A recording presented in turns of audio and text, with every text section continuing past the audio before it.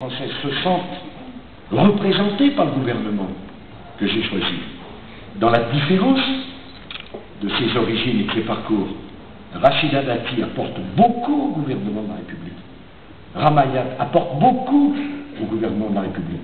C'est la première fois qu'on allait chercher des gens différents. On ne peut pas avoir un système où toutes les élites se ressemblent et sont en telle déconnexion avec ce qu'est le pays. Et puis vous savez pour moi ce que ça représente.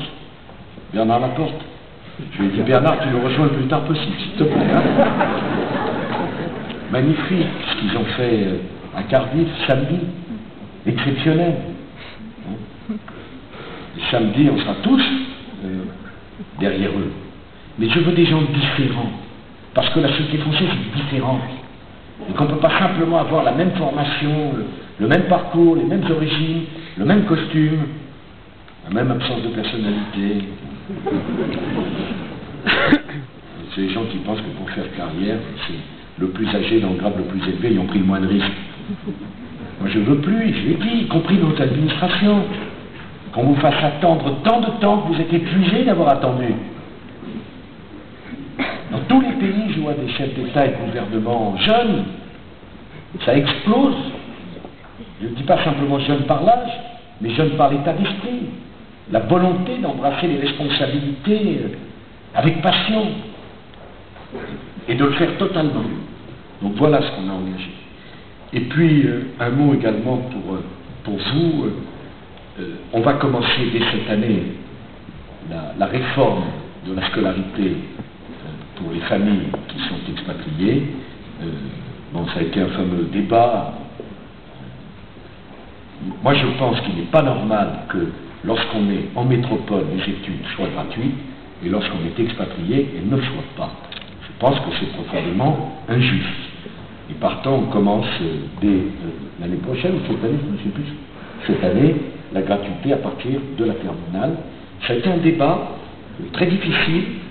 Je ne vais pas mentir que de dire que le Quai d'Orsay, mais non, soyez plus prudent, par construction, et augmenter les bourses.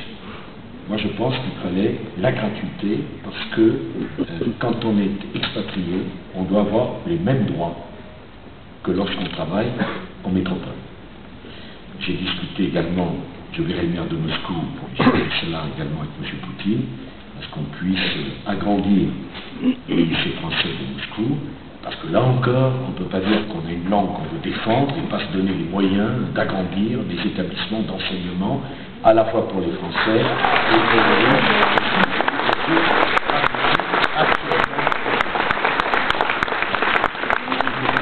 je suis encore parmi vous pour échanger avec vous, mais je voudrais vous dire que ça va bien. Et qu'au fond, c'est tout à fait passionnant ce qu'on essaie de faire. Et puis qu'on a besoin de ça. Et au-delà des choix politiques qui sont les vôtres, vous êtes au contact avec le monde qui bouge. Et en même temps avec vos familles restées en France. Donc, racontez-leur le monde.